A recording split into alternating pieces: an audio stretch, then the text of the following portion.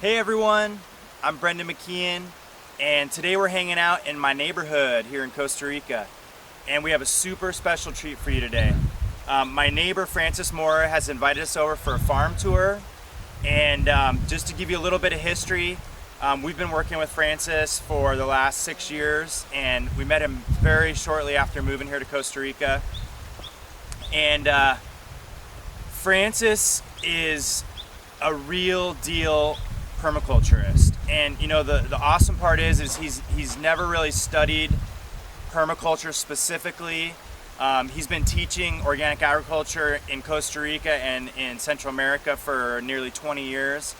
But you're gonna see when we take a tour of his farm today, this is real permaculture. This is real homesteading. And every time I come here, you know, I think I know so much about permaculture. I know I have so much to learn, but every time I come to this place, to this farm, I get totally inspired, and it makes me just want to go back to my place and get all these, you know, he's got so many details, so many, oftentimes at my farm I get caught up in the broad scale because, you know, we're working with a pretty big farm. And every time I come here and see his home scale and what he's able to do in such a small amount of land, it's truly inspiring. So let's go take a look so you can see for yourself, and thanks for joining us today. So we're standing here in front of the goat pasture, and you know, Francis does so many things that are different from what the local customs of today are. And much of his farm is actually much more how his grandparents would have done it, you know. And one example of you know how he does things differently is many of the neighbors here mostly just raise cattle, and Francis is one of the only people in our area that actually raises goats. And he's raising goats because they're so much more gentle on the land.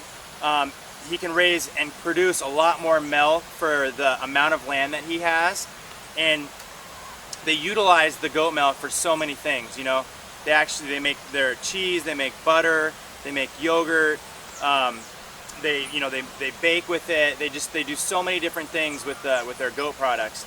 And he's got a rotational grazing system set up, which is also pretty rare in these parts. And so he moves the goats around through different pastures that he has, kind of outlying the farm. And he breeds his goats as well, you know, so he's got a whole breeding system in place. He's always going and looking in different parts of Costa Rica for really good breeding stock. And he's been raising goats for ¿cuántos años más o menos si usted tiene los cabros? Yo como 20 años. For 20 years he's been raising and working with goats. And yeah, so this is the goat system. Let's go take a look at some other parts of the farm. So we're talking about the idea of why Francis has, around many of his fruit trees, he's got flowers planted. And so we were just asking him the reason of that. And he said there's a variety of reasons. One thing, these flowers in particular, and I don't know what they're called in English, but here in Costa Rica we call them chinas, flor de china. And these flowers in particular repel nematodes, and so that's one big reason that he plants them around his fruit trees. And then he said, you know, it acts as a really natural mulch, and so he said two things with that. One is it acts as a natural mulch, and so it keeps the weeds down and things like that. And he said also when he's coming and he's cleaning, it just helps for the roots of his fruit trees to be protected. And so when he's cleaning, he kind of just stays clear of the flowers that are planted in this circle around the trees. And he said that just always kind of ensures that he's not going to nick a root or something when he's actually cleaning the trees with the weed whacker. And then the other thing is, and you can kind of see maybe, there's tons of insect life going on here. And so it's beneficial insect attractor. And as we walk around, you'll see he's got flowers planted all over the place. And it's one of the amazing parts about this farm is the beauty is as obvious as the production and the abundance, you know? And everything that always when I ask Francis, oh, why do you have this, you know, flower here? many times the answer is, oh, because it's beautiful. But also it helps with this, you know, and so he's always looking at putting things in place that have multiple uses, you know. So we're standing here at an area that Francis is talking about as an annual crop area. Now when we talk about annuals, we're not talking about short-term, you know, vegetables, but these are yearly annuals. They take about 1 year to produce generally. And what we have right here behind me is a variety of root crops. We have yucca, which is this taller plant here. We have nyampi, which is taro. And we have tequisque and name, which are also a couple other kinds of roots. And the way that Francis works these annual systems is he moves them around the farm. Now, part of the reason for that is that they can be susceptible to nematodes and other root-eating underground insects. We have a plague here that affects people called jabotos, and it's a type of grub that is born in the soil and it feeds off the root systems of plants and trees. And so it's really important, like in all organic farming, to do rotational, you know, cropping. But it's so cool to see because he has this system just kind of tucked in amongst new fruit trees that he's planted. It's right over here next to his animal system. And he kind of just takes these really micro scale systems that's plenty of food to feed his family, and he just kind of moves them around his land in appropriate places and different times. And then he'll plant other things into this area later to help regenerate the soil from the annual cropping. Let's go take a look at some other examples of some cropping systems that he has in a slightly bigger scale.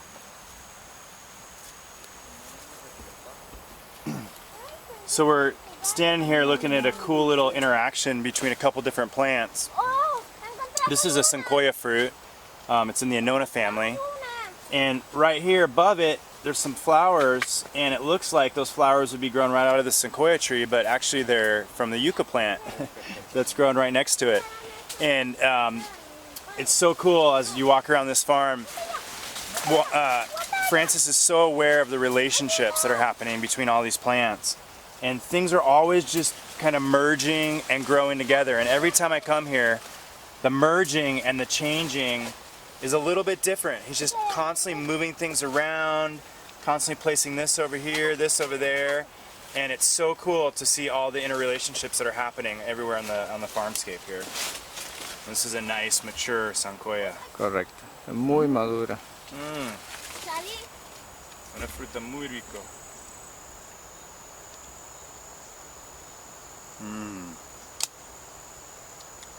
Super rico. That's delicious. Tastes like vanilla pudding. Yum.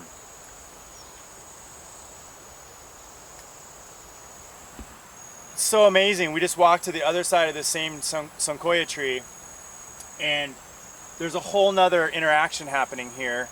I'm gonna pick a couple of these so you guys can check them out. But this is called Amazonian vine nut, sacha inchi, and amazing superfood, super high in omegas, and this is a superstar of permaculture on our farms down here. You plant this seed, and it grows like a vine, and it starts producing in as little as 6 months. And it produces mountains and mountains of nuts.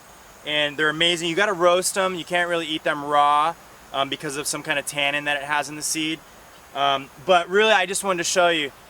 If we walk, actually, I can see if we walk to the other side, he's got some passion fruit going.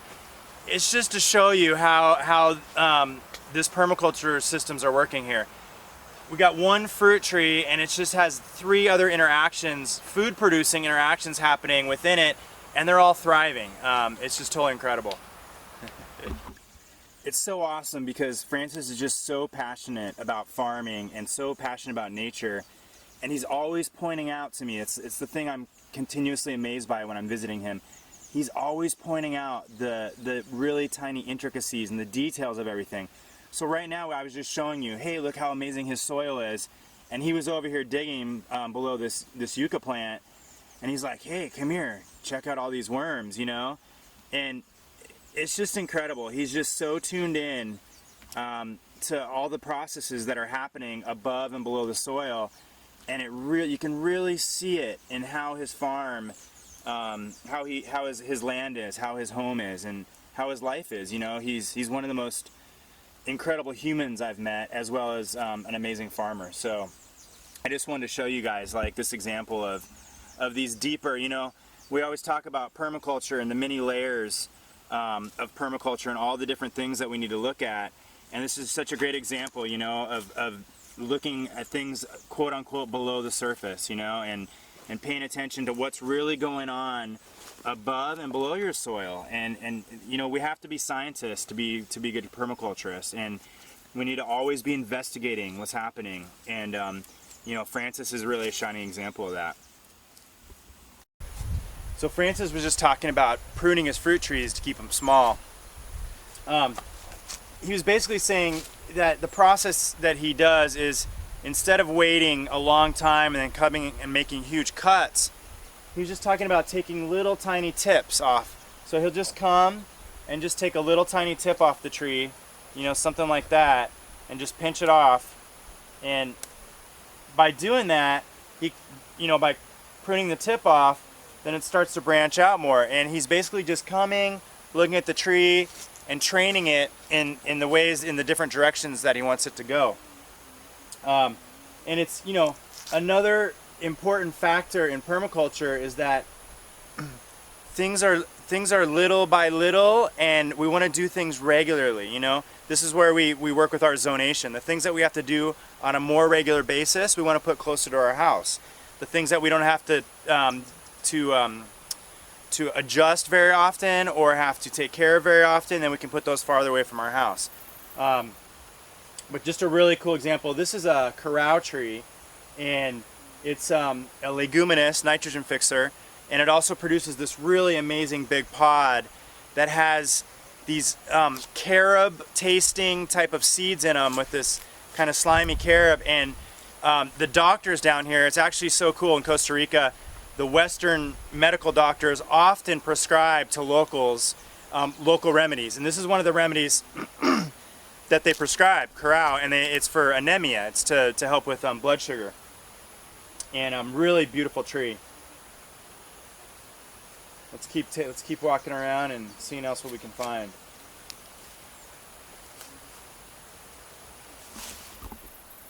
Shh, be very quiet.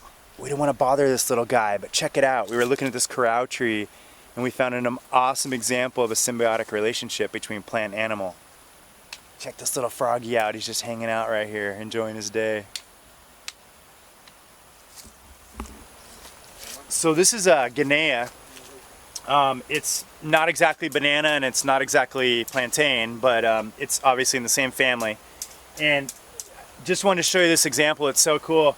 I asked Francis why there was, if the birds were eating this or what was going on, because there was some of them missing off of here. And he just said, oh no, we just come and cut a little bit at a time as we need them. It's just so amazing, you know. It's when you start really getting into taking your time and living this lifestyle, and you really start interacting with your environment, it's just so cool to see how they're just utilizing all these things from the farm. And you know, they're just not coming and, oh, let's just chop it down and see how we can use it. No, come out, cut a few guineas off, use them in the soup today. Just a shining example of homesteading, you know. So here Francis is utilizing the shade of this big old growth beautiful tree right next to us and planting the shade loving cacao. Cacao is chocolate, and just another example of using all parts of the land. You know, we got this sweet little micro ecosystem right here. We got this little creek running by, we got a big old growth tree, and he just tucked this little cacao plant right in here. And so in about a year and a half from now, we'll be back here eating some chocolate. So we're sitting here next to this meandering little stream, and it's part of the pond system that I talked about. And you know, like I said earlier, Francis he took these artesian springs that just pop out of the ground, and he's kind of directed them to move around the property. And it's incredible how he's done it, because there's such little gradient on this land, but he's worked with the gradient and the contour of the land to move the water into all the right spots, and then he creates all these microsystems through it. And so we're sitting here next to this little patch of native watercress. And the cool story about this watercress is it is native to Costa Rica, but it was not actually, it's not native, or it wasn't grown right here in this spot. Francis actually planted it. And I asked him where he got it. And he told me the story of, more than 20 years ago, him and his father were in some part in the mountains above the village where he grew up, and they found this big patch of native watercress, and they harvested some, and they took it down to their home where they were living, and they planted some along a creek that was there. And he's maintained this same watercress that they harvested 20 years ago from the mountain, and he's moved it, he told me, through various properties that he's lived at. And he's told me many stories like that. I'll ask him about a certain tree, or a certain rare fruit or flower, or something that he has here on his little farm, and he'll tell me the story of how that seed was passed down from his grandfather, or he found that on some trip when he was teaching organic agriculture in Nicaragua, and he stuffed a little stem or a little seed in his pocket and walked across the border, and he's got so many unique stories about that. Just totally amazing, man. This guy is a true permaculturist, in every sense of the word, and it gives me so much faith in humanity, because it shows, he didn't have to know, he didn't have to read all the fancy books, and don't get me wrong, the books are great, education is great, educating ourselves as much as we can is great, but Francis, he tunes in with the higher power, and this information comes through him, and then he just interacts with nature. He just talks to nature. It's incredible to watch him walk around his land, and you can see he's actually communicating with his plants, and he's communicating with his animals, and these little things that are just kind of interacting on his land. Just super cool stuff. So we're sitting here in another annual production area that Francis has going on the farm, and he's got a humongous patch of rice growing here. It's so incredible. These guys produce, I'd say, 90% of the food that they eat in their kitchen. Every time I've come here to eat, or every time I've come here to visit, they always feed me, and it's always food from their land. Fresh goat cheese. I've had some of the best slow-cooked rabbit here. All their soups, their roots, everything that they make, that I've ever had here has been grown directly on the farm. I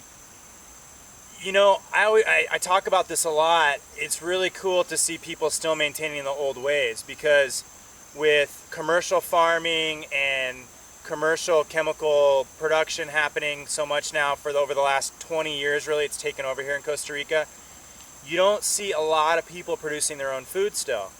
And there's no other neighbor that I know of growing their own rice, and Francis produces it from start to finish, so he grows it.